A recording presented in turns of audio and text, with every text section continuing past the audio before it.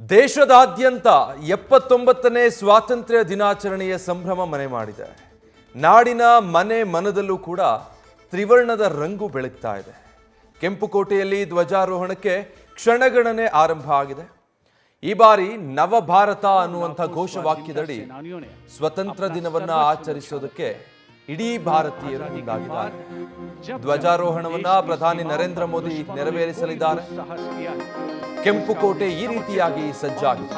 ಕೆಂಪುಕೋಟೆಯ ಮೇಲೆ ಪ್ರಧಾನಿ ನರೇಂದ್ರ ಮೋದಿ ಇವತ್ತು ತ್ರಿವರ್ಣ ಧ್ವಜಾರೋಹಣ ನೆರವೇರಿಸಿ ಅದಾದ ಮೇಲೆ ದೇಶವನ್ನು ಉದ್ದೇಶಿಸಿ ಮಾತನಾಡ್ತಾರೆ.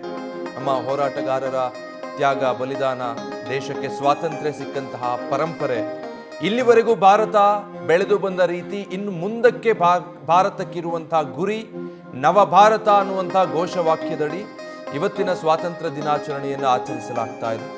ಇನ್ನು ಪ್ರಧಾನಿ ನರೇಂದ್ರ ಮೋದಿ ಸತತವಾಗಿ 12ನೇ ಬಾರಿಗೆ ಧ್ವಜಾರೋಹಣವನ್ನು ನೆರವೇರಿಸ್ತಾ ಇದ್ದಾರೆ ಕೆಂಪುಕೋಟೆಯ ಮೇಲೆ.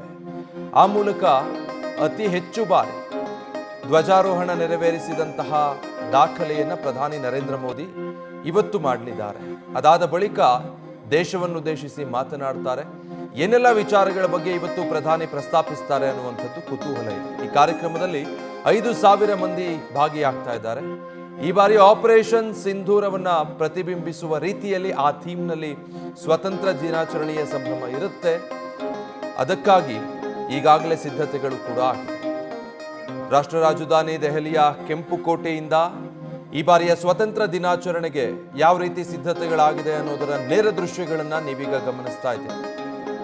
ಸಶಸ್ತ್ರ ಪಡೆಗಳು ಮತ್ತೆ ನವದೆಹಲಿ ಪೊಲೀಸರು ಸಿದ್ಧರಾಗಿದ್ದಾರೆ. ಪ್ರಧಾನಿ ನರೇಂದ್ರ ಮೋದಿ ಅವರು ಆಗಮಿಸ್ತಾ ಇದ್ದಾಗೆ ಅವರಿಗೆ ಸ್ವಾಗತ ಮಾಡಿಕೊಳ್ಳೋದಕ್ಕೆ. ಅದಾದ ಮೇಲೆ ರಾಷ್ಟ್ರಧ್ವಜವನ್ನ ಅನಾವರಣಗೊಳಿಸ್ತಾರೆ. ನಂತರ 21 ಗನ್ಗಳ ಸೆಲ್ಯೂಟ್ ನೆರವೇರಿಸಲಾಗುತ್ತೆ. ಮತ್ತೊಂದು ಕಡೆ ಇತರೆ ಕಾರ್ಯಕ್ರಮಗಳು, ಅದಕ್ಕಾಗಿ ಸಾಕಷ್ಟು ತಂಡಗಳನ್ನ ದೇಶದ ವಿವಿಧ ಭಾಗದಿಂದ ಆಹ್ವಾನಿಸಲಾಗಿದೆ. ಪ್ರತಿ ಬಾರಿಯೂ ಒಂದೊಂದು ಥೀಮ್ ಇಟ್ಕೊಂಡು ಅದರ ಅನ್ವಯ ಸ್ವಾತಂತ್ರ್ಯ ದಿನಾಚರಣೆಯನ್ನ ಆಚರಣೆ ಮಾಡ್ತಾ ಬರಲಾಗುತ್ತೆ. ಈ ಬಾರಿ ನವಭಾರತ ಅನ್ನುವಂತಹ ಘೋಷವಾಕ್ಯ ಆಪರೇಷನ್ ಸಿಂಧೂರಕ್ಕೆ ಸಂಬಂಧಪಟ್ಟ ಹಾಗೆ ಆ ಥೀಮ್ ರೀತಿಯಲ್ಲಿ ಸ್ವಾತಂತ್ರ್ಯ ದಿನಾಚರಣೆಯ ಸಂಭ್ರಮವನ್ನ ಆಚರಿಸೋದಕ್ಕೆ ಸಿದ್ಧತೆಗಳನ್ನ ಮಾಡಿಕೊಂಡಿರೋದು. ಈಗಾಗಲೇ 11 ಬಾರಿ ಇದೇ ಕೆಂಪುಕೋಟೆಯ ಮೇಲೆ ನಿಂತು ಪ್ರಧಾನಿ ನರೇಂದ್ರ ಮೋದಿ ಸ್ವಾತಂತ್ರ್ಯ ದಿನಾಚರಣೆಯನ್ನು ಧ್ವಜಾರೋಹಣ ಮಾಡೋದರ ಮೂಲಕ ಈ ಬಾರಿ 12ನೇ ಸಲ ಕೆಂಪುಕೋಟೆಯಲ್ಲಿ ಧ್ವಜಾರೋಹಣ ಮಾಡೋದಕ್ಕೆ ಮುಂದಾಗಿದ್ದಾರೆ. ಇನ್ನೇನು ಸ್ವಲ್ಪ ಹೊತ್ತಿನಲ್ಲೇ ಕೆಂಪುಕೋಟೆಗೆ ಪ್ರಧಾನಿ ನರೇಂದ್ರ ಮೋದಿ ಅವರ ಆಗಮನ ಆಗೋದಕ್ಕಿದೆ. ಸಂಪೂರ್ಣ ಸೇನಾಪಡೆ, ಸಶಸ್ತ್ರ ಪಡೆಗಳು ಜೊತೆಗೆ ಸುಮಾರು 5,000 ಮಂದಿ ಇವತ್ತು ಕೆಂಪುಕೋಟೆಯಲ್ಲಿ ಈಗಾಗಲೇ ಉಪಸ್ಥಿತರಿದ್ದು ಇವತ್ತಿನ ಸ್ವಾತಂತ್ರ್ಯ ದಿನಾಚರಣೆಗೆ ಸನ್ನದ್ಧರಾಗಿ ನಿಂತಿರುವಂತಹ ನೇರ ದೃಶ್ಯಗಳನ್ನ ಕೆಂಪುಕೋಟೆಯಿಂದ ನೀವು ಗಮನಿಸ್ತಾ ಇದ್ದೀರಾ. ಈ ಬಾರಿಯ ಪ್ರಧಾನಿ ನರೇಂದ್ರ ಮೋದಿ ಅವರ ಭಾಷಣ ಸಾಕಷ್ಟು ಕುತೂಹಲ ಮತ್ತೆ ನಿರೀಕ್ಷೆಗಳಿಗೆ ಸಾಕ್ಷಿಯಾಗ್ತಾ ಇದೆ. ಕಾರಣ 12ನೇ ಬಾರಿಗೆ ಪ್ರಧಾನಿ ನರೇಂದ್ರ ಮೋದಿ ರಾಷ್ಟ್ರಧ್ವಜಾರೋಹಣ ಮಾಡ್ತಾ ಇರೋದು ಕೆಂಪುಕೋಟೆಯ ಮೇಲೆ ನಿಂತು. ಅದರ ಜೊತೆಗೆ ಆಪರೇಷನ್ ಸಿಂಧೂರ ಮತ್ತಿತರ ವಿಚಾರಗಳಿಗೆ ಸಂಬಂಧಪಟ್ಟ ಹಾಗೆ ಮಾತಾಡುವಂತ ನಿರೀಕ್ಷೆ ಇದೆ. ಇನ್ನು ದೊಡ್ಡ ಘೋಷಣೆಗಳನ್ನೇನಾದರೂ ಪ್ರಧಾನಿ ನರೇಂದ್ರ ಮೋದಿ ಈ ಬಾರಿ ಮಾಡಬಹುದಾ ಅನ್ನುವಂಥ ನಿರೀಕ್ಷೆಗಳು ಕೂಡ ಇದೆ. ಸ್ವಲ್ಪ ಹೊತ್ತಿನಲ್ಲೇ ಪ್ರಧಾನಿ ನರೇಂದ್ರ ಮೋದಿ ಅವರ ಆಗಮನ ಆಗುತ್ತೆ. ಅದಾದ ಮೇಲೆ ಎಲ್ಲ ಪ್ರಕ್ರಿಯೆಗಳು ಒಂದೊಂದಾಗಿ ಆರಂಭ ಆಗುತ್ತೆ. 7:30 ಸುಮಾರಿಗೆ ತ್ರಿವರ್ಣ ಧ್ವಜವನ್ನ ಪ್ರಧಾನಿ ನರೇಂದ್ರ ಮೋದಿ ಧ್ವಜಾರೋಹಣ ನೆರವೇರಿಸಲಿದ್ದಾರೆ. ಅದಾದ ಬಳಿಕ ಉಳಿದ ಕಾರ್ಯಕ್ರಮಗಳು ಒಂದೊಂದಾಗಿ ಆರಂಭ ಆಗ್ತಾ ಹೋಗುತ್ತೆ.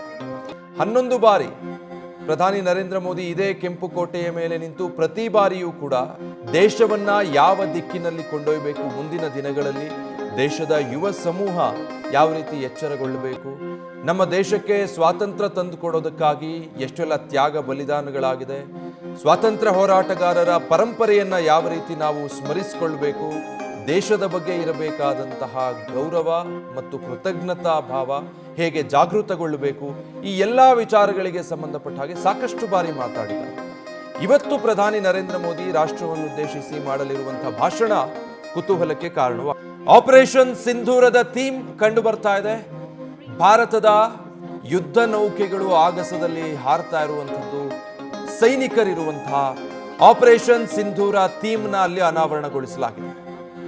ಕಾಶ್ಮೀರದ ಪಹಲ್ಗಾಮ್ನಲ್ಲಿ ಉಗ್ರರು ನಡೆಸಿದ ದಾಳಿಯ ನಂತರ ಅದಕ್ಕೆ ಪ್ರತೀಕಾರವಾಗಿ ಭಾರತ ಕೊಟ್ಟಂತ ಉತ್ತರ ಪಾಕಿಸ್ತಾನಕ್ಕೆ ಮತ್ತು ಈ ಪಹಲ್ಗಾಮ್ ದಾಳಿ ನಡೆಸಿದಂಥ ಉಗ್ರರಿಗೆ ಅದು ಆಪರೇಷನ್ ಸಿಂಧೂರ. ಭಾರತ ನಡೆಸಿದಂಥ ದಾಳಿಗೆ ಅಕ್ಷರಶಃ ಪಾಕಿಸ್ತಾನ ನಲುಗಿ ಹೋಗಿತ್ತು. ಈಗಲೂ ಕೂಡ ಅದರ ಪರಿಣಾಮವನ್ನ ಆ ರಾಷ್ಟ್ರ ಅನುಭವಿಸ್ತಾ ಇದೆ. ಹಲವು ರಾಜತಾಂತ್ರಿಕ ಕ್ರಮಗಳು ಜೊತೆಗೆ ಮಿಲಿಟರಿ ಆಪರೇಷನ್ ಅನ್ನು ಕೂಡ ಭಾರತ ಏಕಕಾಲದಲ್ಲಿ ಪಾಕಿಸ್ತಾನದ ಮೇಲೆ ಕೈಗೊಳ್ಳಿತು. ಇನ್ನು ಮುಂದೆ ಯಾವುದೇ ಕಾರಣಕ್ಕೂ ನೀರು ಮತ್ತೆ ರಕ್ತ ಒಟ್ಟಿಗೆ ಹರಿಯೋದಕ್ಕೆ ಸಾಧ್ಯ ಇಲ್ಲ. ಈ ಬಾರಿ ಇದಕ್ಕೆ ಇತ್ಯರ್ಥ ಆಡಲೇಬೇಕು. ಅತ್ಯಂತ ಪ್ರಬಲವಾಗಿ ಕಠಿಣವಾಗಿ ಈ ಬಾರಿ ಉಗ್ರರ ದಾಳಿಗೆ ನಾವು ಉತ್ತರ ಕೊಡ್ತೀವಿ ಅಂತ ಗೃಹ ಸಚಿವ ಅಮಿತ್ ಶಾ ಮತ್ತು ಪ್ರಧಾನಿ ನರೇಂದ್ರ ಮೋದಿ ಹೇಳಿದರು. ಯಾಕಂದ್ರೆ ಈ ಬಾರಿ ಪಹಲ್ಗಾಮ್ನಲ್ಲಿ ನಡೆದಿದ್ದಂತಹ ಉಗ್ರ ಕೃತ್ಯ ಬಹಳ ಹೀನವಾದದ್ದು. ಪ್ರವಾಸಿಗರನ್ನ, ಭಾರತೀಯರನ್ನ ಗುರಿಯಾಗಿಸಿಕೊಂಡು ಅವರ ಧರ್ಮವನ್ನ ಕೇಳಿ ಟಾರ್ಗೆಟ್ ಮಾಡಿ ಅಂಥವರನ್ನ ತಮ್ಮ ಕುಟುಂಬಸ್ಥರ ಎದುರೇ ಭೀಕರವಾಗಿ ಅವರ ಹಣೆಗೆ ಎದೆಗೆ ಗುಂಡಿಟ್ಟು ಕೊಲ್ಲಲಾಗಿತ್ತು. ಈಗ ಪ್ರಧಾನಿ ನರೇಂದ್ರ ಮೋದಿ ಅವರು ರಾಜ್ಘಾಟ್ಗೆ ಆಗಮಿಸಿರುವಂತಹ ನೇರ ದೃಶ್ಯವನ್ನ ಗಮನಿಸ್ತಾ ಇದ್ದಾರೆ. ಮೊದಲು ರಾಜ್ಘಾಟ್ಗೆ ಆಗಮಿಸಿ ಅದಾದ ನಂತರ ಕೆಂಪು ಕೋಟೆಗೆ ಬರ್ತಾರೆ. ಇನ್ನೇನು ಕೆಲವೇ ಕ್ಷಣಗಳಲ್ಲಿ ಕೆಂಪು ಕೋಟೆಯ ಮೇಲೆ ಪ್ರಧಾನಿ ನರೇಂದ್ರ ಮೋದಿ ಧ್ವಜಾರೋಹಣವನ್ನ ನೆರವೇರಿಸಲಿದ್ದಾರೆ. ನರೇಂದ್ರ ಮೋದಿ ನವದೆಹಲಿಯಲ್ಲಿರುವಂತಹ ರಾಜ್ಘಾಟ್ಗೆ ಭೇಟಿ ಕೊಟ್ಟಿರುವಂತಹ ನೇರ ದೃಶ್ಯವನ್ನ ಗಮನಿಸ್ತಾ ಇದ್ದೀರಾ. ಕೆಂಪು ಕೋಟೆಗೆ ತೆರಳಿ ಧ್ವಜಾರೋಹಣ ನೆರವೇರಿಸೋದಕ್ಕೂ ಮುಂಚೆ ರಾಜ್ಘಾಟ್ಗೆ ಆಗಮಿಸಿ ಮಹಾತ್ಮ ಗಾಂಧಿಯವರ ಸ್ಮಾರಕಕ್ಕೆ ಪುಷ್ಪ ನಮನವನ್ನ ಸಲ್ಲಿಸ್ತಾರೆ. ಅದೇ ರೀತಿ ಈ ಬಾರಿಯೂ ಕೂಡ ಪ್ರಧಾನಿ ನರೇಂದ್ರ ಮೋದಿ ಅವರು ಆಗಮಿಸಿ ಮಹಾತ್ಮ ಗಾಂಧಿಯ ಸ್ಮಾರಕಕ್ಕೆ ಪುಷ್ಪ ನಮನ ಸಲ್ಲಿಸ್ತಾ ಇರುವಂತಹ ನೇರ ದೃಶ್ಯಗಳು ನೀವು ಗಮನಿಸ್ತಾ ಇರುವಂಥದ್ದು. ಅದೊಂದು ಪ್ರತೀತಿ.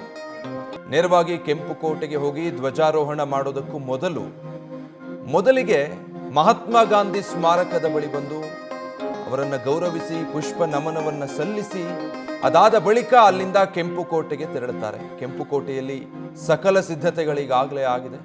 ತೆರಳುತ್ತಿದ್ದ ಹಾಗೆ ಸಶಸ್ತ್ರ ಪಡೆಗಳು ಮತ್ತೆ ದೆಹಲಿಯ ಪೊಲೀಸರು ಅವರನ್ನ ಬರಮಾಡಿಕೊಳ್ಳುವುದಕ್ಕೆ ಕಾಯ್ತಾ ಇದ್ದಾರೆ. ಅದಕ್ಕೂ ಮುಂಚೆ ನವದೆಹಲಿಯಲ್ಲಿರುವಂತಹ ರಾಜ್ಘಾಟ್ ರಾಷ್ಟ್ರಪಿತ ಮಹಾತ್ಮ ಗಾಂಧಿಯವರ ಸ್ಮಾರಕಕ್ಕೆ ಪ್ರಧಾನಿ ನರೇಂದ್ರ ಮೋದಿ ಅವರು ಭೇಟಿ ಕೊಟ್ಟು ಪುಷ್ಪ ನಮನ ಸಲ್ಲಿಸಿ ತಮ್ಮ ನಮನವನ್ನು ಸಲ್ಲಿಸ್ತಾ ಇರುವಂತಹ ನೇರ ದೃಶ್ಯವನ್ನ ಗಮನಿಸ್ತಾ ಇದ್ದೀರಾ. ಇದು 12ನೇ ಬಾರಿ ಪ್ರಧಾನಿ ನರೇಂದ್ರ ಮೋದಿ ಸ್ವತಂತ್ರ ದಿನಾಚರಣೆಯ ದಿನದಂದು ರಾಜ್ಘಾಟ್ಗೆ ತೆರಳಿ ಮಹಾತ್ಮ ಗಾಂಧಿಯವರ ಸ್ಮಾರಕಕ್ಕೆ ಮೊದಲು ಪುಷ್ಪ ನಮನವನ್ನು ಸಲ್ಲಿಸಿ ಅದಾದ ಮೇಲೆ ಕೆಂಪು ಕೋಟೆಯತ್ತ ಹೊರಡುವಂತಹ ದೃಶ್ಯ. ಕೆಂಪು ಕೋಟೆಯಲ್ಲಿ ಈಗಾಗಲೇ 5,000 ಮಂದಿ ಇವತ್ತಿನ ಸ್ವಾತಂತ್ರ್ಯ ದಿನಾಚರಣೆಯ ಸಂಭ್ರಮದಲ್ಲಿ ಭಾಗಿಯಾಗುವುದಕ್ಕೆ ಸಿದ್ಧರಾಗಿದ್ದಾರೆ. ಇನ್ನು ಪ್ರಧಾನಿ ನರೇಂದ್ರ ಮೋದಿ ಅವರ ಆಗಮನ ಅಷ್ಟೇ ಬಾಕಿ ಇದೆ. ಸಕಲ ಸಿದ್ಧತೆಗಳು ಆಗಿದೆ. ಇಡೀ ದೇಶ ಹೆಮ್ಮೆ ಪಡುವಂತಹ, ಗರ್ವ ಪಡುವಂತಹ, ದೇಶದ ಸ್ವಾತಂತ್ರ್ಯದ ಇತಿಹಾಸವನ್ನ ನೆನಪಿಸಿಕೊಳ್ಳುವಂತಹ, ನಮ್ಮ ಭಾರತದ ಬಗ್ಗೆ ಗೌರವ, ಪ್ರತಿಷ್ಠೆ, ಕೃತಜ್ಞತೆ, ಹೋರಾಟಗಾರರು ಸ್ಮರಿಸುವಂತಹ ಕ್ಷಣಕ್ಕೆ ಇಡೀ ಭಾರತೀಯರು ಇವತ್ತು ಸಾಕ್ಷಿಯಾಗ್ತಾರೆ. ಧ್ವಜಾರೋಹಣ ನೆರವೇರಿಸಿ ಪ್ರಧಾನಿ ನರೇಂದ್ರ ಮೋದಿ ಇಡೀ ಭಾರತೀಯರ ಭಾವನೆಗಳನ್ನ ಪ್ರತಿಧ್ವನಿಸುವಂತೆ ದೇಶವನ್ನುದ್ದೇಶಿಸಿ ಮಾತನಾಡ್ತಾರೆ. ನ್ಯೂಸ್ ಫಸ್ಟ್, ನಿರ್ಭೀತಿಯಿಂದ ನಿಮ್ಮ ಪರವಾಗಿ.